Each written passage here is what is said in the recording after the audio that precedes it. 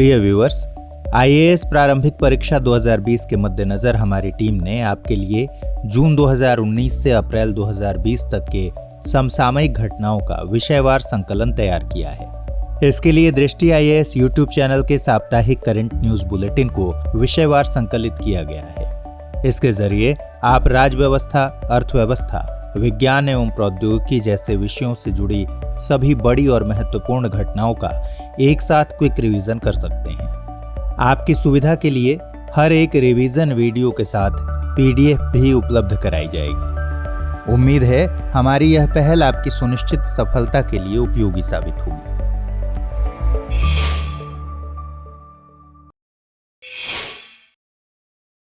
हाल ही में केंद्रीय जल आयोग ने भारत के 91 मेजर रिजर्वायर की स्टोरेज कैपेसिटी पर डेटा जारी किया है। इसके मुताबिक 30 मई को देश में 91 मेजर रिजर्वायर में उनकी स्टोरेज कैपेसिटी का मात्र 20% जल मौजूद था। इसके मुताबिक ज्यादातर पश्चिमी और दक्षिण भारतीय राज्यों में मेजर रिजर्वायर में पानी पिछले 10 सालों के औसत से नीचे चला गया है। यह आंकड़ा जल संकट की बदतर होती स्थिति की ओर इशारा करता है। आपको बता दें कि CWC देश में 91 रिजर्वायर की भंडारण स्थिति की निगरानी करता है। साथ ही यह प्रत्येक सप्ताह के गुरुवार को बुलेटिन जारी करता है।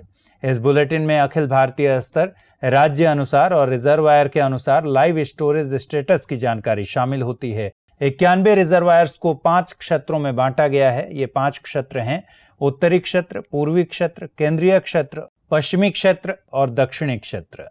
उत्तरी क्षेत्र में हिमाचल प्रदेश, पंजाब और राजस्थान शामिल हैं। पूर्वी क्षेत्र में झारखंड, ओडिशा, पश्चिम बंगाल और त्रिपुरा आते हैं। पश्चिमी क्षेत्र में गुजरात और महाराष्ट्र हैं। केंद्रीय क्षेत्र में उत्तर प्रदेश, उत्तराखंड, मध्य प्रदेश और छत्तीसगढ़ हैं। दक्षिणी क्षेत्र में आंध्र प्रदेश, तेलंगाना, कर्नाटक, केरल और तमिलनाडु शामिल हैं। हाल ही में जारी स्टेटस के मुताबिक महाराष्ट्र के मराठवाड़ा क्षेत्र में स्थिति ज्यादा गंभीर है। यहां रिजर्वायर्स में जलस्तर अब तक के सबसे निचले स्तर पर पहुंच गया है। जापान ने समुद्री प्लास्टिक कचरे पर नियंत्रण पाने के लिए नई नीति जारी की है। इस नीति के तहत 2035 तक नए उत्पादित प्लास्टिक को 100% तक रिसाइकिल करने का लक्ष्य रखा गया है। ऑयल बेस्ड प्लास्टिक के स्थान पर बायोडिग्रेडेबल विकल्पों का प्रयोग प्रोत्साहित करने का उद्देश्य भी इस नीति में शामिल है। साथ ही दक्षिण पूर्व एशिया के देशों को रिसाइकलिंग तकनीक और अन्य अवसंरचना के माध्यम से सपोर्ट करना भी नीति का हिस्सा है। इसमें खुदरा व्यापारियों द्वारा प्लास्टिक के थैलों पर चार्ज लगाने की बात भी रखी गई है। प्लास्टिक की समस्या के चलते दुनिया के कई हिस्सों में प्लास्टिक बैग की कीमत वसूलने का प्रचलन पहले से ही चल रहा है। यूरोपियन यूनियन ने भी मार्च में स्ट्रॉ और कटलरी समेत सिंगल यूज प्लास्टिक पर 2021 से बैन लगाने का कानून पास किया है। आपको बता दें कि जापान की इस नीति के लागू होने का समय अभी निर्धारित नहीं है, लेकिन वह इस विषय को जापान में होने जा रहे G20 सम्मेलन में उठाने की तैयारी में है। जापान के प्रधानमंत्री शिंजो अबे के अनुसार जापान इस मुद्दे पर विश्व का नेतृत्व करेगा। संभावना है कि सम्मेलन में जापान समुद्र में जाने वाले प्लास्टिक कचरे की मात्रा घटाने के लिए अंतर्राष्ट्रीय समझौते की बात भी रखेगा। दुनिया भर में लगभग 8 मिलियन टन प्लास्टिक कचरा हर साल समुद्र में गिरता है। जापान से ही अकेले करीब 20 से 60 हजार टन प्लास्टिक कचरा हर साल समुद्र में डाला जाता है। सर्वाधिक प्रति व्यक्ति प्लास्टिक कचरा उत्पादकों में जापान अमेरिका के बाद दूसरे स्थान पर है। हालांकि जापान में रिसाइकलिंग की दर बहुत अच्छी है, लेकिन बावजूद इसके सिंगल यूज प्लास्टिक को कम करने में यह काफी पीछे है। हाल ही में राष्ट्रीय हरित अधिकरण यानी NGT ने बिहार, झारखंड और बंगाल पर 25-25 लाख रुपए का जुर्माना लगाया। अधिकरण के आदेश के बावजूद गंगा नदी में प्रदूषण नियंत्रण के लिए पर्याप्त कदम नहीं उठाने और इससे जुड़ी परियोजनाओं को समय पर पूरा नहीं करने के कारण NGT ने यह आदेश दिया है। NGT ने इन राज्यों को केंद्रीय प्रदूषण नियंत्रण बोर्ड के पास 1 माह के भीतर जुर्माने की रकम जमा करने के निर्देश दिए हैं। NGT ने उत्तर प्रदेश सरकार को प्रदूषण के लिए जिम्मेदार औद्योगिक प्रक्रियाओं पर रोक लगाने का निर्देश भी दिया। आपको बता दें कि NGT पर्यावरण विवादों और उनसे जुड़े बहुअनुशासनिक मामलों के निपटारे के लिए सभी आवश्यक तंत्रों से सुसज्जित एक विशिष्ट निकाय है।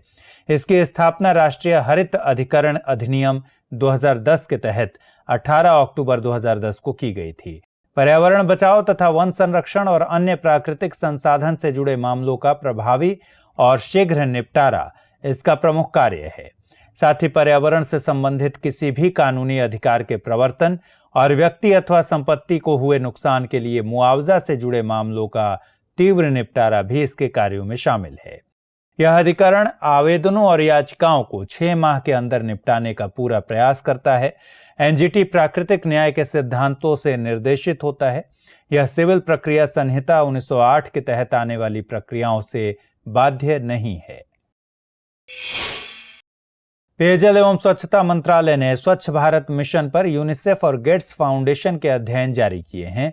इनका मकसद स्वच्छ भारत मिशन ग्रामीण के पर्यावरणीय प्रभाव और कम्युनिकेशन फुटप्रिंट का आकलन करना था। यूनिसेफ ने एनवायरमेंटल इंपैक्ट ऑफ द स्वच्छ Bharat mission on water, soil and food study के तहत पाया कि इस मिशन के चलते भूजल प्रदूषण में भारी कमी आई है। स्टडी के मुताबिक खुले में शौच मुक्त यानी ODF हो चुके गांवों के मुकाबले नॉन ODF गांवों में भूजल 12.7 गुना ज्यादा प्रदूषित पाया गया है, जबकि मिट्टी में 1.13 गुना, खाने पीने की वस्तुओं में 1.48 गुना और पीने के पानी में 2.68 गुना ज्यादा प्रदूषण सामने आया। अध्ययन के लिए ओडिशा, बंगाल और बिहार के ODF और नॉन ODF गांवों के भूजल के नमूने लिए गए थे। वहीं गेट्स फाउंडेशन की स्टडी का कहना है कि स्वच्छता व्यवहार बदलाव के लिए मिशन के ग्रामीण घटक में 23,000 करोड़ रुपए खर्च किए गए। आपको बता दें कि स्वच्छ भारत मिशन की शुरुआत 2 अक्टूबर 2014 को हुई थी। इसका लक्ष्य 2019 तक देश को खुले में शौच मुक्त कर स्वच्छ भारत का निर्माण करना है। यह मिशन अक्टूबर 2019 में आधिकारिक रूप से खत्म हो जाएगा। इस मिशन की तर्ज पर ही सरकार ने हर नल जल योजना के तहत 2024 तक देश के हर घर में पानी की पाइपलाइन और नल से जल पहुंचाने का लक्ष्य रखा है। ओडिशा का चंद्रभागा बीच ब्लू फ्लैग सर्टिफिकेशन पाने वाला एशिया का पहला बीच बन गया है। ब्लू फ्लैग टैग स्वैच्छिक इको लेबल होता है। ये टैग बीचेस, मरीना और सतत नौका पर्यटन संचालकों को दिए जाते हैं। यह टैग पाने के लिए कुछ पर्यावरणीय, शैक्षिक, सुरक्षा और पहुंच संबंधी मानकों को पूरा करना होता है। ये मानक कोपेनहेगन स्थित संगठन फाउंडेशन फॉर एनवायरमेंटल एजुकेशन ने 1985 में बनाए थे। भारत में दिसंबर 2017 में ब्लू फ्लैग प्रोजेक्ट शुरू किया गया था। Society of integrated coastal management यानी सिकॉम देश के सभी तटीय राज्यों और तटीय केंद्र शासित प्रदेशों में ब्लू फ्लैग बीच बनाने के लिए पायलट प्रोजेक्ट चला रहा है। चंद्रभागा के बाद 12 अन्य बीच के विकास के लिए सिकॉम काम कर रहा है। आपको बता दें कि सिकॉम पर्यावरण, वन एवं जलवायु परिवर्तन मंत्रालय का एक निकाय है। यह देश में तटीय क्षेत्रों के प्रबंधन के लिए काम करता है। दिल्ली के तुगलकाबाद से लगे असोला भट्टी वन्य जीव अभयारण्य के 1 किलोमीटर के हिस्से को इको सेंसिटिव जोन यानी ESZ घोषित किया गया है। यह निर्णय पर्यावरण, वन एवं जलवायु परिवर्तन मंत्रालय द्वारा जारी एक नोटिफिकेशन के तहत लिया गया। हालांकि नोटिफिकेशन में असोला के लगभग 12.17 स्क्वायर किलोमीटर को ESZ घोषित करने की बात कही गई थी, जिसका बड़ा हिस्सा फरीदाबाद में पड़ता है और कुछ हिस्सा गुरुग्राम के अंतर्गत आता है। इस अभयारण्य में विभिन्न प्रकार के जीवों और वनस्पतियों की उपलब्धता, राजस्थान के सारिस्का नेशनल पार्क से असोला तक वाइल्ड लाइफ कॉरिडोर की उपस्थिति अभयारण्य को ESZ का दर्जा देने की अहम वजहों में शामिल है। ESZ वाले हिस्से में कमर्शियल माइनिंग, उद्योग और बड़े हाइड्रो इलेक्ट्रिक प्रोजेक्ट स्थापित करने जैसी गतिविधियों पर रोक लगाई जा सकेगी। हालांकि इको टूरिज्म गतिविधियों के लिहाज से कुछ समय के लिए छोटे निर्माण कार्य किए जा सकेंगे। साथ ही स्थानीय लोगों को अपनी जमीन का उपयोग करने के लिए ESZ वाले हिस्से में निर्माण कार्य करने की अनुमति होगी। विश्व पर्यावरण दिवस के मौके पर गुजरात ने पार्टिकुलेट वायु प्रदूषण से निपटने के लिए देश का पहला बाजार आधारित ट्रेडिंग प्रोग्राम लॉन्च किया है। इस कार्यक्रम के तहत सरकार उत्सर्जन पर एक ऊपरी सीमा निर्धारित करेगी और उद्योगों को इस सीमा के नीचे रहने के परमिट की खरीद फरोख्त की इजाजत होगी। इस कार्यक्रम की शुरुआत गुजरात प्रदूषण नियंत्रण बोर्ड के द्वारा सूरत में की गई है।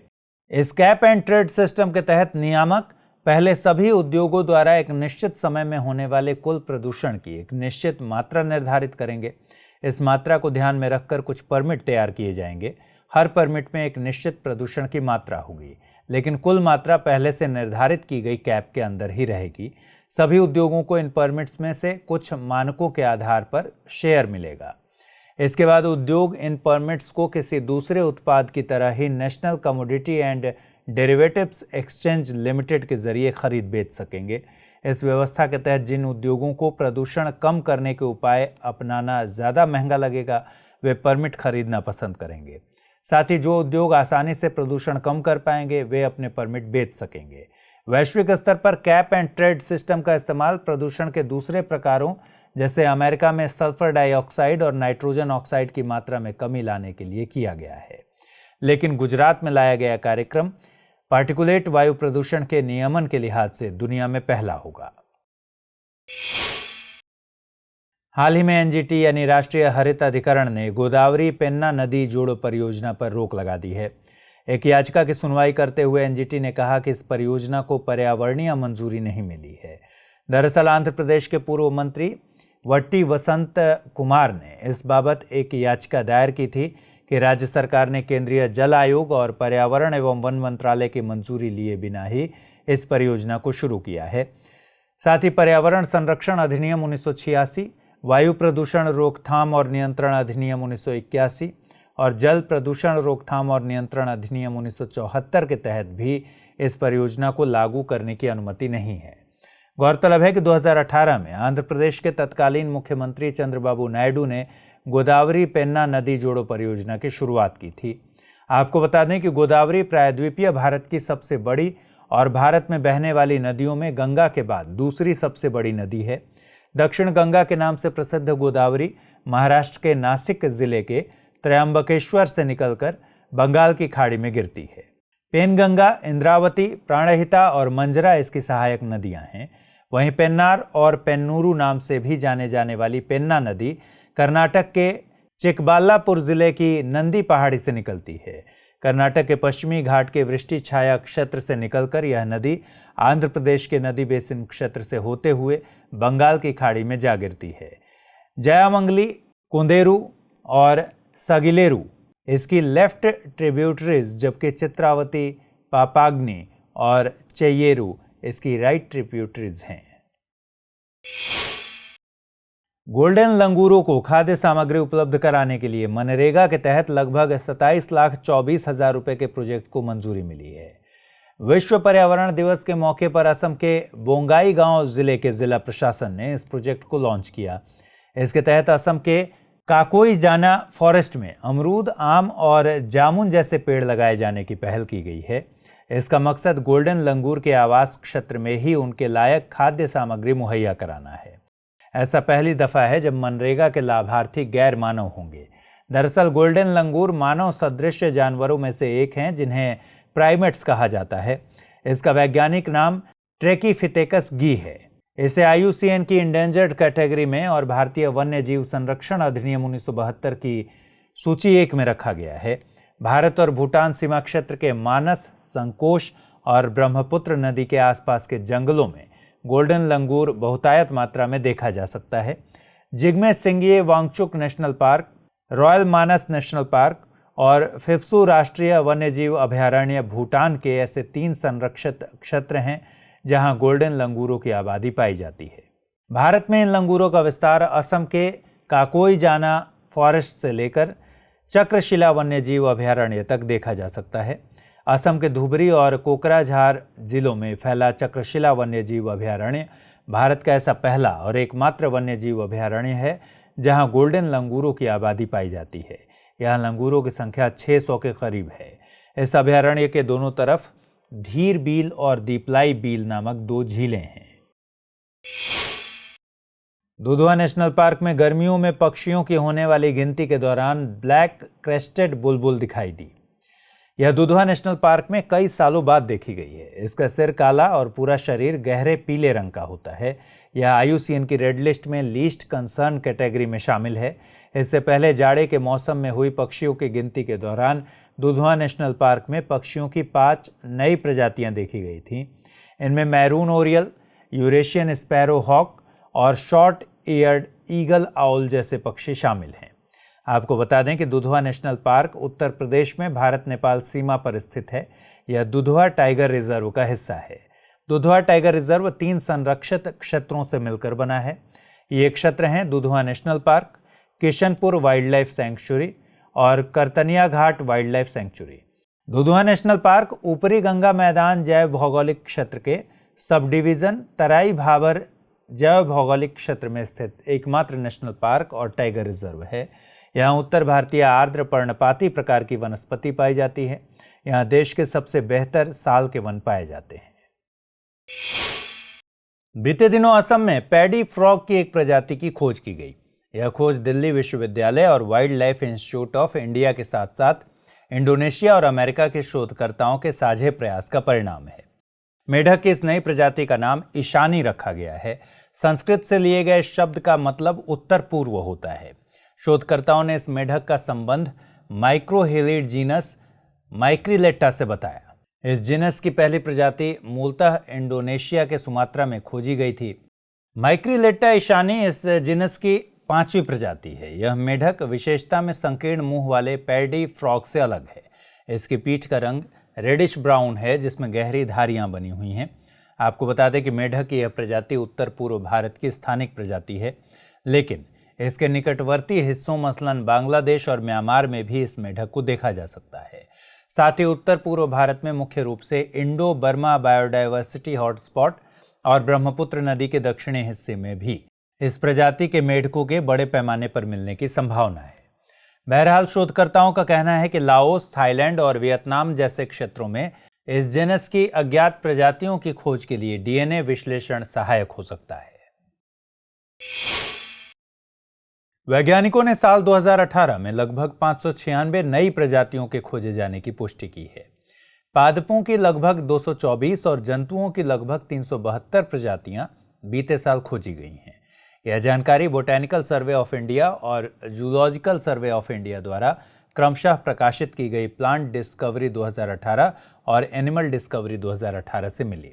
आंकड़ों के मुताबिक पश्चिमी घाट में लगभग 50% जंतु प्रजातियां और हिमालयी क्षेत्र में लगभग 31% पादप प्रजातियां मिली। जंतु प्रजातियों से जुड़े राज्यवार आंकड़ों पर गौर करें तो इसमें केरल पहले, पश्चिम बंगाल दूसरे और तमिलनाडु तीसरे स्थान पर है। आपको बता दें कि 1890 में स्थापित बोटैनिकल सर्वे ऑफ इंडिया का मकसद भारत में पादप संसाधनों का सर्वेक्षण और पादप प्रजातियों की पहचान करना है।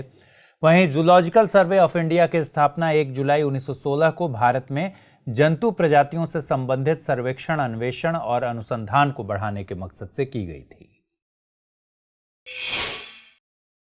17 जून को world day to combat desertification and drought मनाया गया। इस साल इस दिवस की थीम थी let's grow the future together. हर साल यह दिवस मरुस्थलीकरण से निपटने के लिए अंतर्राष्ट्रीय प्रयासों के प्रति जागरूकता फैलाने के मकसद से मनाया जाता है। इस मौके पर आयोजित एक कार्यक्रम में पर्यावरण, वन एवं जलवायु परिवर्तन मंत्री ने बताया कि भारत पहली बार United Nations convention to combat desertification यानी UNCCD के 14वें सत्र की मेजबानी करेगा। इस सत्र का आयोजन 2 से 14 सितंबर के बीच नई दिल्ली में होगा। 14वें सत्र के आयोजन के पहले भारत ने अंतर्राष्ट्रीय पहल बॉन चैलेंज के हिस्से के रूप में एक फ्लैगशिप प्रोजेक्ट लॉन्च किया है। इसका मकसद भारत में वन भूमि पुनर्स्थापन करना है। बॉन चैलेंज एक वैश्विक प्रयास है जिसके तहत दुनिया की गैर वनीकृत और निम्नीकृत भूमि को 2020 तक रेस्टोरेशन के तहत लाया जाना है।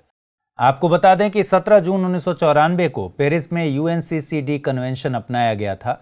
यह कन्वेंशन 26 दिसंबर 1996 को प्रभावी हुआ था।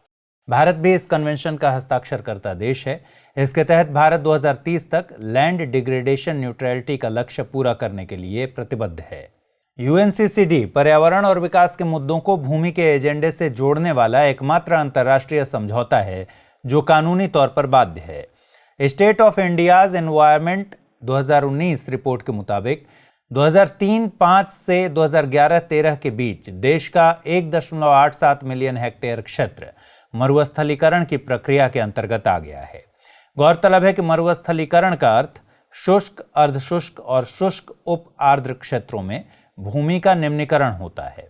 यह मुख्य रूप से मानवीय गतिविधियों और जलवायु विभिन्नताओं के कारण होता है। मरुस्थलीकरण में मौजूद मरुस्थलों के विस्तार को शामिल नहीं किया जाता। हाल ही में वैज्ञानिकों ने 5 अन्य रंगों में एशियाटिक गोल्डन कैट की पहचान की है। इस तरह अब यह 6 अलग अलग रंगों में मिली है। जूलॉजिकल सोसाइटी ऑफ लंदन के भारतीय वैज्ञानिकों, इंटरनेशनल कंजर्वेशन चैरिटी और यूनिवर्सिटी कॉलेज लंदन के वैज्ञानिकों ने अरुणाचल प्रदेश की दिबांग घाटी में यह खोज की। यह खोज इसलिए खास है क्योंकि दुनिया में किसी और जगह पर वाइल्ड कैट्स की एक ही प्रजाति इतने रंगों में नहीं पाई जाती।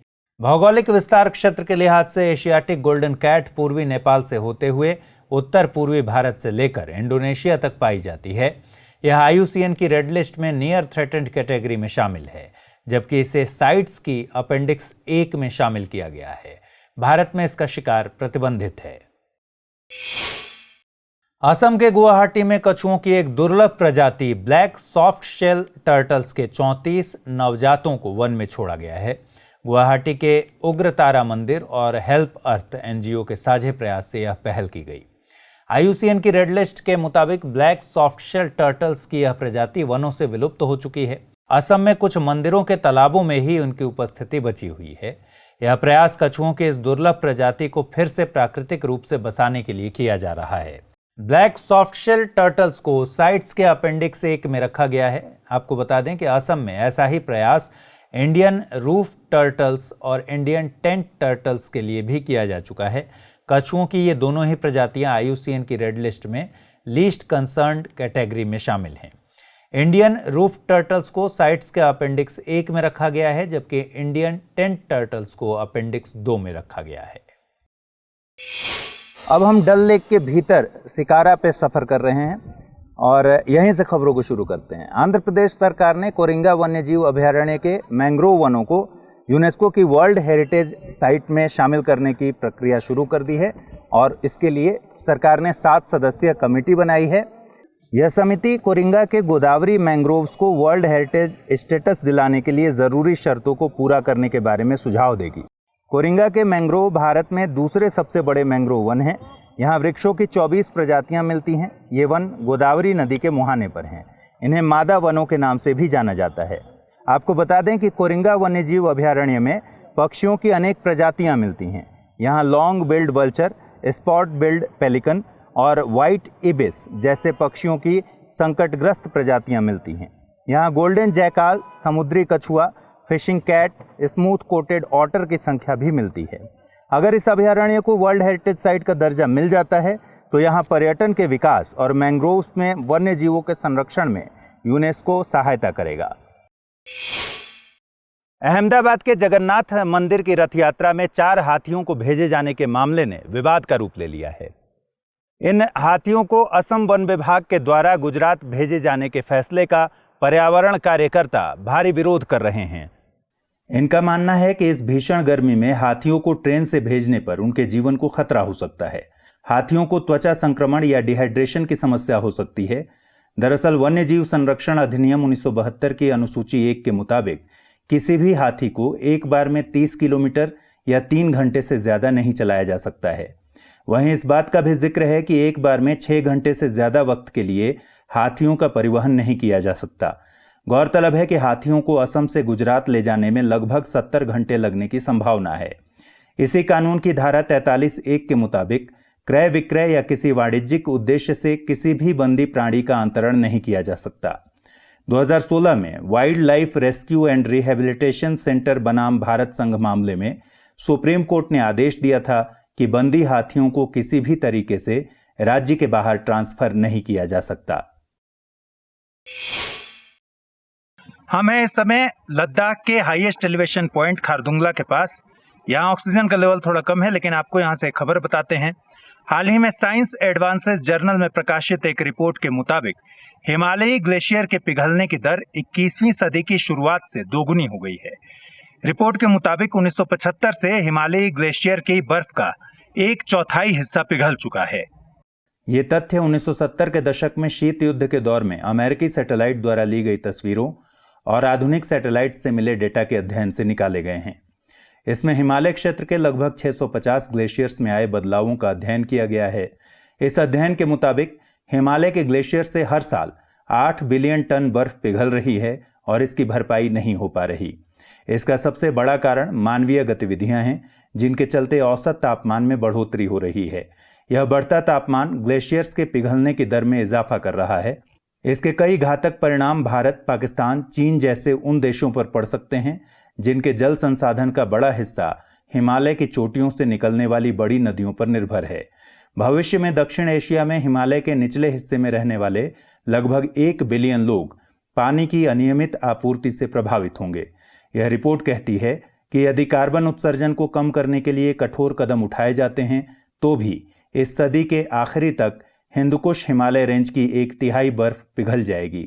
कठोर उपायों को न अपनाए जाने की स्थिति में 2/3 बर्फ के पिघल जाने का अनुमान है। हम इस समय हैं डिस्किट के प्रसिद्ध मॉनेस्ट्री में और अगली खबर का रुख करते हैं। हाल ही में बेंगलुरु के शोधकर्ताओं ने एक अध्ययन में पाया है कि नॉर्मलाइज्ड डिफरेंस वेजिटेशन इंडेक्स उष्णकटिबंधीय वनों में हाथियों के लिए मौजूद भोजन का सही अनुमान नहीं लगाता। शोधकर्ताओं का मानना है कि इस इंडेक्स का हाथियों के द्वारा भोजन के रूप में खाए जाने वाले ग्रामिनोइड्स के साथ नकारात्मक सहसंबंध है। आपको बता दें कि नॉर्मलाइज्ड डिफरेंस वेजिटेशन इंडेक्स यानी NDVI का मापन सैटेलाइट डेटा के आधार पर किया जाता है। यह हाथी जैसे शाकाहारी जीवों के लिए भोजन की उपलब्धता का अनुमान लगाने के लिए इस्तेमाल किया जाता है। दक्षिणी भारत में नीलगिरी और पूर्वी घाट में यह शोध किया गया है। इस शोध में आर्द्र पर्णपाती, शुष्क पर्णपाती और टीक वनों को शामिल किया गया है। इस शोध में पाई गई भोजन की उपलब्धता NDVI के अनुसार नहीं थी। गौरतलब है कि NDVI एक सामान्य संकेतक है। यह बताता है कि कितनी भूमि वनस्पति से ढकी है। यह इंडेक्स किसी ऑब्जेक्ट के द्वारा परावर्तित रेड और नियर इंफ्रारेड लाइट के बीच के अंतर की गणना करता है। स्वस्थ वनस्पति लाल प्रकाश का अवशोषण कर लेती है और नियर इंफ्रारेड प्रकाश को परावर्तित करती है। यह अंतर स्वस्थ वनस्पति की उपलब्धता को बताता है। शोध में पता चला है कि जिन इलाकों में घास की उपलब्धता कम थी, वहां का NDVI ज्यादा था। इसका कारण कैनोपी कवर ज्यादा होना और झाड़ियों की अधिकता को बताया गया है। हम हैं इस समय लद्दाख के बेहद खूबसूरत जगह पेंगोंग लेक के पास और यहां से आपको अगली खबर बताते हैं। केरल विश्वविद्यालय ने आरोग्य पाचा पौधे के जीनोम को डिकोड कर लिया है। आरोग्य पाचा पौधा औषधीय रूप से बेहद महत्वपूर्ण है। इसका इस्तेमाल कणी जनजाति के लोग पारंपरिक तौर पर करते हैं थकान मिटाने के लिए।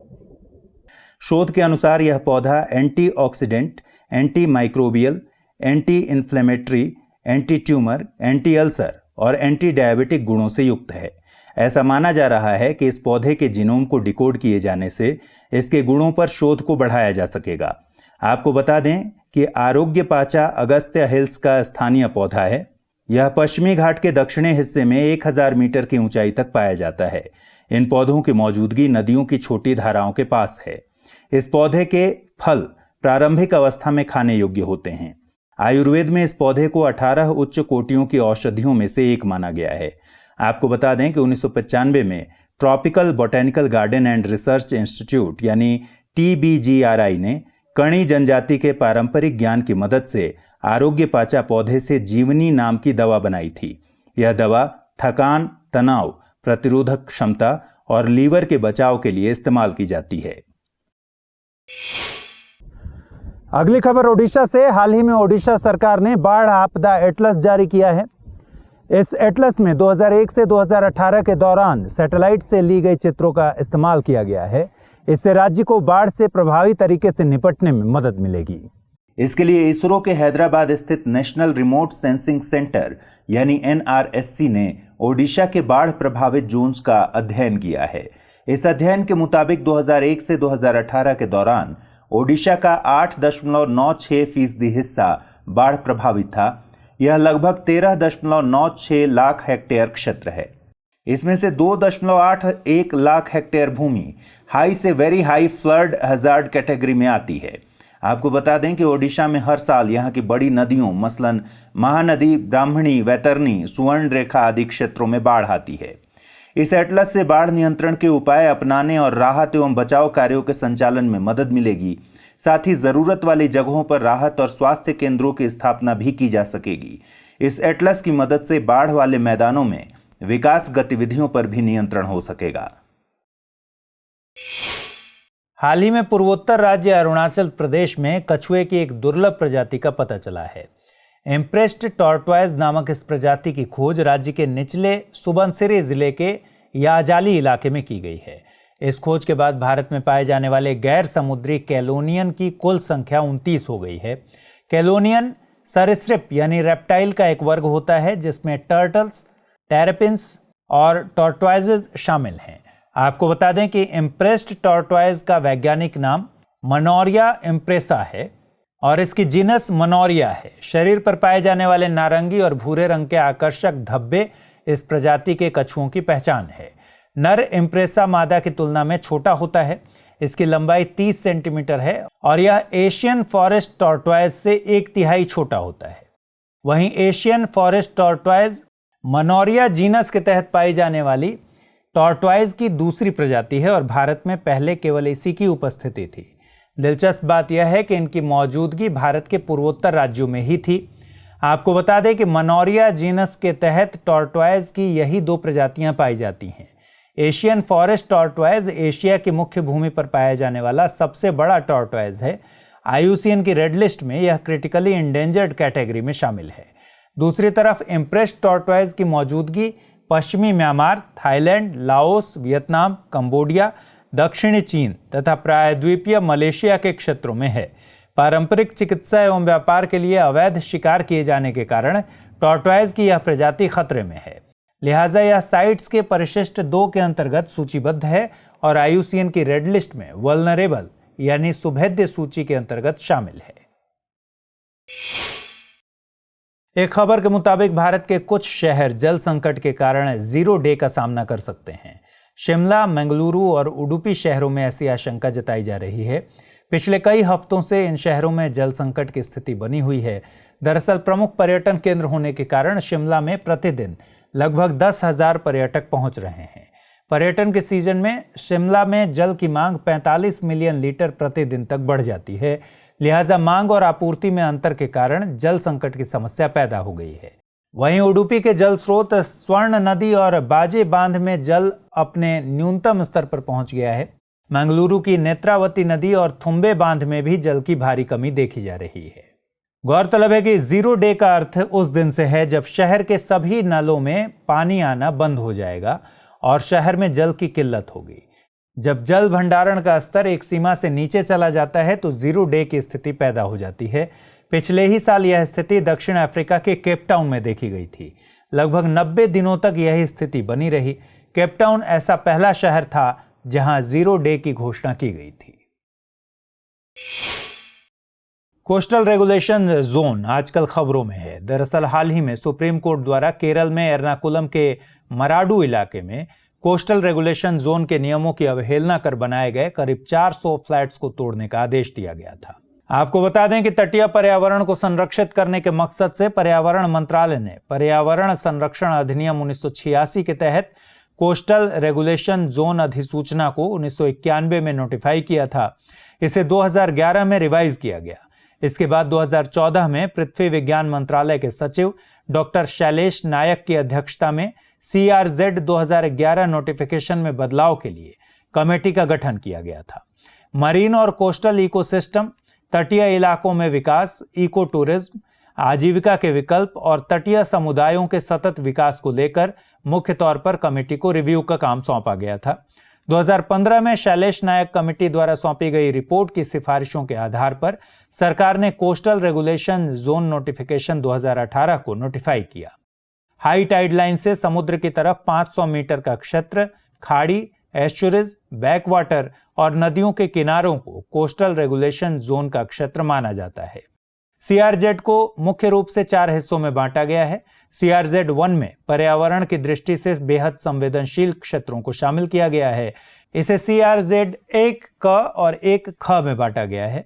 कच्छ वनस्पति, प्रवाल और प्रवाल भित्ति, बालू के टीले, जैविक रूप से सक्रिय नम भूमि, बायोस्फीयर रिजर्व, नेशनल पार्क, समुद्री पार्क, अभयारण्य, रिजर्व वन, वन्य जीव पर्यावास और अन्य संरक्षित क्षेत्र को CRZ 1 क में रखा गया है।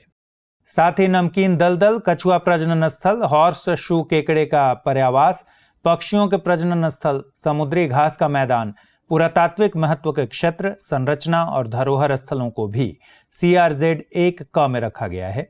CRZ-1 ख में अंतर ज्वारीय क्षेत्र यानी लो और हाई टाइड लाइन के बीच के क्षेत्र को रखा गया है। CRZ-2 के अंतर्गत तट रेखा तक के शहरी क्षेत्रों को रखा गया है। CRZ-3 में मुख्यतः ग्रामीण क्षेत्रों को रखा गया है। इसे 2018 की नोटिफिकेशन से 2 हिस्सों में बांटा गया है। CRZ-3 क में 2011 की जनगणना के आधार पर प्रति वर्ग किलोमीटर 2161 से ज्यादा घनत्व वाले क्षेत्रों को शामिल किया गया है। वहीं CRZ-3 ख में इससे कम जनसंख्या घनत्व वाले क्षेत्रों को रखा गया है। CRZ-4 में जलीय क्षेत्र को शामिल किया गया है। इसमें समुद्र की तरफ 12 समुद्री मील तक का क्षेत्र CRZ-4 क के तहत शामिल किया गया है। एनवायरमेंट असेसमेंट के लिए प्रस्तावित जीरो ड्राफ्ट रूल्स के कुछ प्रावधानों पर आपत्ति जताई जा रही है। दरअसल पर्यावरण, वन एवं जलवायु परिवर्तन मंत्रालय ने एनवायरमेंट इंपैक्ट असेसमेंट यानी EIA रूल्स 2006 में बदलाव करने के लिए EIA रूल्स 2019 प्रस्तावित किए हैं। प्रस्तावित नियमों में बुनियादी अवसंरचना से जुड़े ऐसे प्रोजेक्ट्स के लिए एनवायरमेंट क्लियरेंस की प्रक्रिया बताई गई है जो वनों, नदी बेसिन और पर्यावरणीय दृष्टि से संवेदनशील दूसरे क्षेत्रों को प्रभावित कर सकते हैं। इसका जीरो ड्राफ्ट राज्यों को भेजा गया है। राज्य के प्राधिकारियों के सुझाव आने के बाद इसे जनता के सुझावों के लिए रखा जाएगा।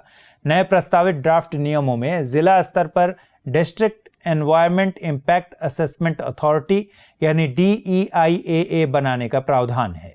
इसकी अध्यक्षता जिलाधिकारी द्वारा किए जाने का प्रस्ताव है। यह अथॉरिटी माइनर खनन प्रोजेक्ट्स को एनवायरमेंट क्लियरेंस दे सकेगी। माइनर खनन के तहत 25 हेक्टेयर से कम आकार के क्षेत्र में बालू और पत्थर का खनन शामिल होता है। DEIAA की अध्यक्षता जिलाधिकारी द्वारा किए जाने के मुद्दे पर राज्यों ने आपत्ति जताई है। दरअसल कुछ राज्यों में जिलाधिकारी जिला खनन अधिकारी का पदभार भी संभालता है। ऐसे में यह खनन गतिविधियों के लिए लाइसेंस भी देता है। लिहाजा यहां पर कॉन्फ्लिक्ट ऑफ इंटरेस्ट की संभावना जताई जा रही है। इसके अलावा 2016 में जिलाधिकारी को अध्यक्ष बनाए जाने के प्रावधान पर नेशनल ग्रीन ट्रिब्यूनल पहले भी रोक लगा चुका है।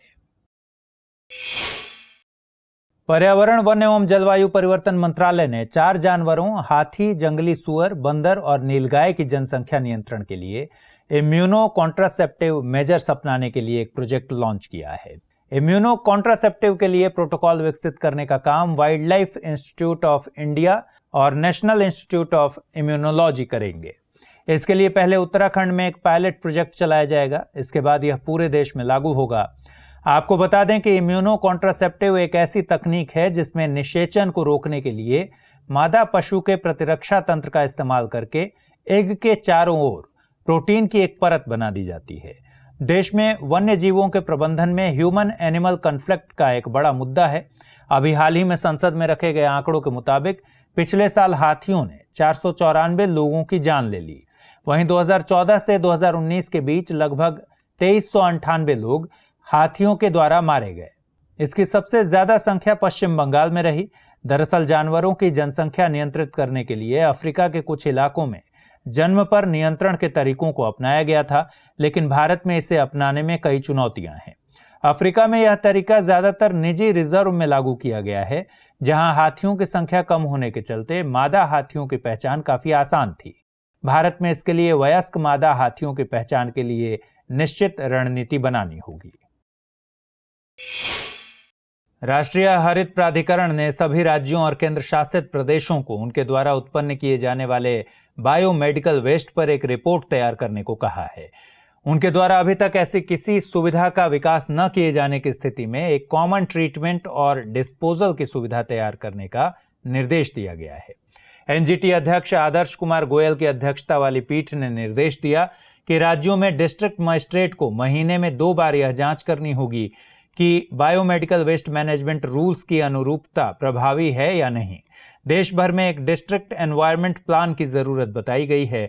ऐसे राज्य जिनमें अभी तक एडवाइजरी कमेटी का गठन नहीं हुआ है, उन्हें 2 महीने का समय दिया गया है। यदि 2 महीने बाद भी इन आदेशों का पालन नहीं हुआ तो संबंधित राज्यों और केंद्र शासित प्रदेशों से हर्जाना वसूला जाएगा। इसकी दर 1 महीने के लिए 1 करोड़ रुपए होगी। आपको बता दें कि बायोमेडिकल वेस्ट से आशय ऐसे कचरे से है जिसका उत्पादन मानवों या पशुओं के निदान या शोधन या प्रतिरक्षण के दौरान या उससे संबंधित अनुसंधान या जैविकीय उत्पादन या परीक्षण से उत्पन्न हुआ हो। इसमें बायोमेडिकल वेस्ट मैनेजमेंट रूल्स 2016 की सूची 1 में वर्णित वर्गों को भी शामिल किया जाता है। हाल ही में केंद्रीय पर्यावरण मंत्री ने ब्लू फ्लैग सर्टिफिकेशन के लिए 12 बीचों का चयन किया है। यह स्वच्छता और पर्यावरणीय मापदंडों को पूरा करने वाले बीच, मरीन्स और स्थायी पर्यटन ऑपरेटर्स को दी जाने वाली एक प्रकार की अंतर्राष्ट्रीय मान्यता है। चयनित बीचेस में शिवराजपुर गुजरात, भोगवे महाराष्ट्र, घोघला दीव, मीरामर गोवा, कासरकोड और पाडुबिद्री कर्नाटक, कप्पड केरल, ईडन पुदुचेरी, महाबलीपुरम तमिलनाडु, ऋषिकोंडा आंध्र प्रदेश, गोल्डन ओडिशा और राधानगर अंडमान और निकोबार द्वीप समूह शामिल हैं। एक अंतर्राष्ट्रीय गैर सरकारी गैर लाभकारी संगठन FEE यानी the foundation for environmental education blue flag कार्यक्रम का संचालन करता है। यह फ्रांस में 1985 में शुरू हुआ और 1987 में यूरोप में लागू किया गया। 2001 में दक्षिण अफ्रीका के शामिल होने के साथ ही यूरोप के बाहर के क्षेत्रों में भी ब्लू फ्लैग दिया जाने लगा। आपको बता दें कि ब्लू फ्लैग का दर्जा प्राप्त 566 बीच के साथ स्पेन शीर्ष पर है। ब्लू फ्लैग सर्टिफिकेशन प्राप्त करने के लिए उस स्थान का प्लास्टिक मुक्त होना, अपशिष्ट प्रबंधन प्रणाली का होना, पर्यटकों के लिए स्वच्छ पानी की उपलब्धता, प्राथमिक चिकित्सा उपकरण जैसे लगभग 33 मानदंडों को पूरा किया जाना जरूरी होता है। भारत इस महीने के अंत तक शिवराजपुर और घोघला में 2 बीचों के लिए आवेदन करने के लिए तैयार है। इसके बाद FEE के निर्णायक मंडल द्वारा अक्टूबर माह तक निर्णय दिया जाएगा। बोटेनिकल सर्वे ऑफ इंडिया ने पहली बार ऑर्किड्स का एक सेंसस जारी किया है। इसके मुताबिक भारत में कुल ऑर्किड्स प्रजातियों की संख्या 1256 है। ऑर्किड्स को मुख्य रूप से 3 वर्गों में बांटा जा सकता है: एपीफाइटिक, माइकोहेट्रोट्रॉपिक और टेरेस्ट्रियल। एपीफाइटिक ऑर्किड्स समुद्र तल से 1800 मीटर की ऊंचाई तक ज्यादा मिलते हैं और ऊंचाई बढ़ने के साथ इनकी संख्या में कमी आती जाती है। टेरेस्ट्रियल ऑर्किड्स की बड़ी संख्या शीतोष्ण और अल्पाइन क्षेत्रों में पाई जाती है। माइकोहेट्रोट्रॉपिक ऑर्किड्स शीतोष्ण क्षेत्रों में मिलते हैं।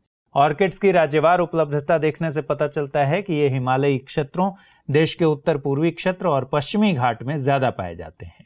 देश में ऑर्किड्स की सबसे ज्यादा प्रजातियां अरुणाचल प्रदेश में मिलती हैं। इस मामले में दूसरे स्थान पर सिक्किम और तीसरे स्थान पर पश्चिम बंगाल है। जहां उत्तर पूर्वी भारत में ऑर्किड्स की प्रजातियों का घनत्व ज्यादा है, वहीं पश्चिमी घाट में स्थानिक प्रजातियों की संख्या ज्यादा है। देश में ऑर्किड्स की 388 स्थानिक प्रजातियां मिलती हैं। इनमें से 1/3 पश्चिमी घाट में पाई जाती हैं। आपको बता दें कि ऑर्किड्स की पूरी फैमिली साइट्स के अपेंडिक्स 2 के तहत शामिल है। इसका मतलब है कि दुनिया भर में जंगली ऑर्किड्स का व्यापार प्रतिबंधित है। बीते दिनों 2 भारतीय पक्षियों ग्रेट इंडियन बस्टर्ड और द लेसर फ्लोरिकन के खतरनाक दर से विलुप्त होने के मामले पर सुनवाई के दौरान सर्वोच्च न्यायालय ने इन प्रजातियों की सुरक्षा के लिए तत्काल एक इमरजेंसी रिस्पांस प्लान बनाने और इसे लागू करने के लिए एक उच्च स्तरीय समिति का गठन किया है। शीर्ष अदालत ने 3 सदस्यीय पैनल का गठन किया है, जिसमें बॉम्बे नेचुरल हिस्ट्री सोसाइटी के निदेशक, बॉम्बे नेचुरल हिस्ट्री सोसाइटी के पूर्व निदेशक और वेटलैंड्स इंटरनेशनल साउथ एशिया की गवर्निंग बॉडी के सदस्य डॉक्टर असद आर रहमानी व उत्तराखंड के मुख्य वन संरक्षक डॉक्टर धनंजय मोहन शामिल हैं। इस विषय पर जस्टिस S.A. बोबडे और B.R. गवई की पीठ ने केंद्र और उन राज्य सरकारों से भी जवाब मांगा है जहां यह 2 प्रजातियां प्रमुखता से पाई जाती हैं। वन्यजीव कार्यकर्ताओं ने अपनी याचिका में कहा है कि पिछले कुछ दशकों में ग्रेट इंडियन बस्टर्ड और लेसर फ्लोरिकन की जनसंख्या में क्रमशः 82 और 80% की गिरावट देखी गई है। याचिका में इसके लिए विभिन्न कारणों को जिम्मेदार ठहराया गया है, जिसमें शामिल हैं घास के मैदानों की कमी, शिकार, कीटनाशकों का अंतर्ग्रहण, पावर लाइन और विंड टर्बाइन से होने वाली दुर्घटना एवं इनके आवास के आसपास होने वाले खनन कार्य। आपको बता दें कि IUCN की रेड लिस्ट में ग्रेट इंडियन बस्टर्ड को क्रिटिकली इंडेंजर्ड और लेसर फ्लोरिकन को इंडेंजर्ड कैटेगरी में रखा गया है। साथ ही इन दोनों पक्षियों को वन्यजीव संरक्षण अधिनियम 1972 के तहत संरक्षित भी किया गया है। संसद में जहाज रानी मंत्रालय ने बताया कि राष्ट्रीय जलमार्ग 1 पर गंगा डॉल्फिन को नुकसान से बचाने के लिए जहाजों की गति पर नियंत्रण लगाया जाएगा। आपको बता दें कि देश में एकमात्र डॉल्फिन अभयारण्य विक्रमशिला गैंगेटिक डॉल्फिन सेंचुरी है। बिहार में गंगा नदी में सुल्तानगंज से कहलगांव तक इसका विस्तार है। राष्ट्रीय जलमार्ग 1 इस स्ट्रेच से होकर गुजरता है। ऐसे में इससे जाने वाले जहाजों को गति से होने वाला शोर डॉल्फिन्स पर बुरा असर डाल सकता है। इसके लिए विक्रमशिला गैंगेटिक डॉल्फिन सेंचुरी क्षेत्र में शोर को कम करने के लिए जहाजों की गति 2.7 नॉट निर्धारित की जाएगी। किसी डॉल्फिन के सामने आने पर इन्हें हटाने के लिए सिग्नल या सायरन का इस्तेमाल किया जाएगा। जहाजों में डॉल्फिन डिफ्लेक्टर का इस्तेमाल होगा ताकि डॉल्फिन एक्सीडेंट में कमी लाई जा सके। साथ ही जहाजों में पेंट के तौर पर गैर हानिकारक रसायनों का इस्तेमाल किया जाएगा। विशेषज्ञों की माने तो डॉल्फिन्स के व्यवहार के बारे में हमारे पास सीमित जानकारी है। ऐसे में डॉल्फिन को देखने के बाद सायरन बजाने का उपाय अधिक प्रभावी नहीं दिख रहा। इसके अलावा अगर सायरन बजाया भी जाता है तो इससे न केवल डॉल्फिन बल्कि बड़ी संख्या में अन्य जलीय जीव भी प्रभावित होंगे। आपको बता दें कि गंगा डॉल्फिन को IUCN की रेड लिस्ट में एंडेंजर्ड कैटेगरी में रखा गया है। 14 जुलाई को शार्क अवेयरनेस डे मनाया गया। इस बीच WWF यानी वर्ल्ड वाइल्ड लाइफ फंड ने शार्क की स्थिति पर एक रिपोर्ट भी जारी की है। इस रिपोर्ट का नाम है sharks in crisis, a call to action for the Mediterranean. इसके मुताबिक भूमध्य सागर में अत्यधिक शिकार और प्लास्टिक प्रदूषण के चलते इनके गायब होने का खतरा मंडरा रहा है। लीबिया और ट्यूनीशिया भूमध्य सागर में सबसे ज्यादा शार्क का शिकार करते हैं। इन दोनों देशों ने सालाना तौर पर 4200 टन शार्क का शिकार किया है। इनमें से कुछ प्रजातियों का शिकार भोजन के लिए होता है, जबकि कुछ अवांछित तरीके से दूसरी मछलियों के शिकार के दौरान जाल में फंस जाती हैं। इसके अलावा प्लास्टिक प्रदूषण भी शार्क पर बुरा असर डाल रहा है। आपको बता दें कि शार्क की विभिन्न प्रजातियों को संरक्षित करने के लिए क्षेत्रीय और अंतर्राष्ट्रीय स्तर पर कई बाध्यकारी और गैर बाध्यकारी प्रावधान किए गए हैं। पश्चिमी अंटार्कटिक बर्फ परत को पिघलने से रोकने के लिए एक अनूठी कवायद का सुझाव आया है। साइंस एडवांसेस नामक पत्रिका में छपी एक स्टडी ने कंप्यूटर मॉडल्स का इस्तेमाल करके अंदाजा लगाया है कि अमेरिका के निकट पाइन आइलैंड और थ्वेट्स ग्लेशियर्स के चारों तरफ न्यूनतम 7400 गीगाटन आर्टिफिशियल स्नोफॉल से इस क्षेत्र में बर्फ की मोटी परत निर्मित की जा सकती है। इससे पश्चिमी अंटार्कटिक बर्फ परत का पिघलना रुक सकता है, लेकिन इस पूरी प्रक्रिया को पूरा होने में 10 वर्ष से ज्यादा समय देना होगा। स्टडी में शामिल शोधकर्ताओं ने इसके लिए पश्चिमी अंटार्कटिक बर्फ परत के लगभग 1500 मीटर ऊपर समुद्री जल की पंपिंग का सुझाव दिया है। इस ऊंचाई पर जाकर समुद्री जल बर्फ के रूप में जम सकेगा। इस तरह कृत्रिम स्नोफॉल प्रक्रिया के तहत अंटार्कटिक बर्फ परत पर आने वाला बर्फ कंबल के रूप में काम करेगा और इस परत के पिघलने की तेज दर को नियंत्रित करेगा। स्टडी में शामिल विशेषज्ञों ने बताया कि समुद्री जल की पंपिंग के लिए लगभग 12,000 विंड टर्बाइन्स का इस्तेमाल करने की जरूरत होगी। हाल ही में पर्यावरण, वन एवं जलवायु परिवर्तन मंत्रालय ने संसद में गिद्धों की संख्या के आंकड़े पेश किए। इसके मुताबिक पिछले 3 दशकों के दौरान गिद्धों की संख्या 40 मिलियन से घटकर 19,000 रह गई है। देश में 3 क्रिटिकली इंडेंजर्ड गिद्ध प्रजातियां हैं: white backed vulture, long billed vulture और स्लेंडर बिल्ड वल्चर। इनकी संख्या में बड़ी गिरावट 90 के दशक के मध्य से दिखनी शुरू हुई और 2007 तक इन प्रजातियों की संख्या में 99% तक गिरावट आई। बॉम्बे नेचुरल हिस्ट्री सोसाइटी यानी BNHS हर 4 साल में देश में गिद्धों की संख्या का सर्वेक्षण करवाता है। यह सर्वे मुख्य रूप से white backed vulture, long billed vulture और स्लेंडर बिल्ड वल्चर के लिए होता है। इन गिद्धों की मौत की बड़ी वजह पशुओं के लिए दर्द निवारक के तौर पर इस्तेमाल होने वाली non steroid anti inflammatory drug diclofenac है। डाइक्लोफेनेक गिद्धों के लिए बेहद जहरीला होता है। इससे गिद्धों की किडनी खराब हो जाती है। भारत सरकार ने 2006 में पशुओं के लिए इस दवा के इस्तेमाल पर रोक लगा दी थी और 2008 में इसे गजट में शामिल किया गया। इसके बावजूद पशुओं के इलाज में इसके दुरुपयोग से गिद्धों की मौत हो रही है। गिद्धों के संरक्षण के लिए विभिन्न राज्यों में 8 वल्चर कंजर्वेशन ब्रीडिंग सेंटर भी बनाए गए हैं। इसके अलावा सरकार ने white backed vulture, long billed vulture और स्लेंडर बिल्ड वल्चर को वन्यजीव संरक्षण अधिनियम 1972 की अनुसूची 4 से हटाकर अनुसूची 1 में शामिल कर दिया है। सरकार गिद्धों की अधिक संख्या वाले क्षेत्रों में वल्चर सेफ जोन बनाने के लिए भी काम कर रही है।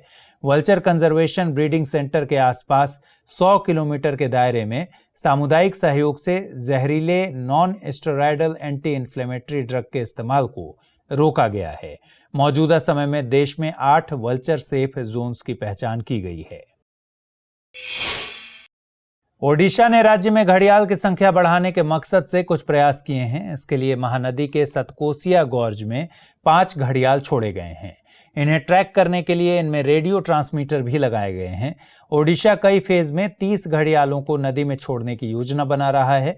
भारत में महानदी घड़ियालों के आवास की सबसे दक्षिणी सीमा है। ओडिशा स्टेट फॉरेस्ट डिपार्टमेंट की वाइल्ड लाइफ विंग के मुताबिक घड़ियाल सिंधु, गंगा, ब्रह्मपुत्र और महानदी ब्राह्मणी नदियों और इनकी सहायक नदियों में पाए जाते थे, लेकिन अब इनकी मौजूदगी केवल उत्तर भारत और निचले नेपाल के 14 स्थानों तक सीमित रह गई है। आपको बता दें कि घड़ियाल क्रोकोडाइल की एक स्पीशीज है। यह IUCN की रेड लिस्ट में क्रिटिकली इंडेंजर्ड कैटेगरी में शामिल है। यह वन्य जीव संरक्षण अधिनियम 1972 की अनुसूची 1 में शामिल है। ओडिशा भारत का एकमात्र राज्य है जहां तीनों स्पीशीज घड़ियाल, मगर और सॉल्ट वाटर क्रोकोडाइल पाए जाते हैं। इन क्रोकोडाइल स्पीशीज के संरक्षण के लिए ओडिशा ने 1975 में 3 केंद्र स्थापित किए थे। ये केंद्र हैं घड़ियाल के लिए अंगुल में टीकरपाड़ा, मगर के लिए मयूरभंज में रामतीर्थ और सॉल्ट वाटर क्रोकोडाइल के लिए केंद्रपाड़ा में भीतरकनिका। उत्तर प्रदेश के मथुरा में अवैध कब्जे से एक सांप बरामद किया गया है, जिसे ज्यादा आकर्षक दिखाने के लिए उसके सिर पर नेवले के बाल लगाए गए थे। यह न्यूज इसलिए महत्वपूर्ण है क्योंकि नेवलों को मारकर उनके बाल से पेंट ब्रश बनाया जाता है और पूरी दुनिया में इसकी जबरदस्त मांग है। नेवला एक स्तनपायी है। भारत में नेवले यानी मॉन्गूस के 6 प्रजातियां पाई जाती हैं। Indian grey, ruddy, small Indian, crab eating, stripe necked और ब्राउन मॉन्गूस।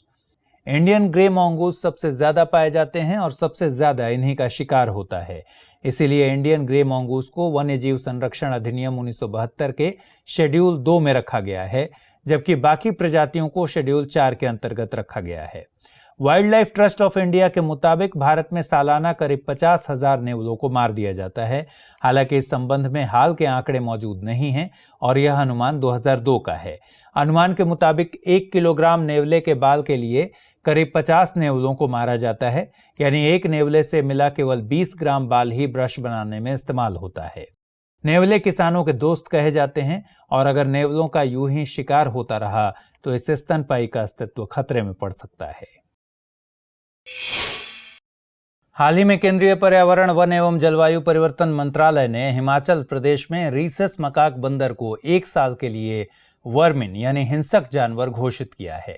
मंत्रालय ने यह निर्णय राज्य सरकार की रिपोर्ट के आधार पर लिया है।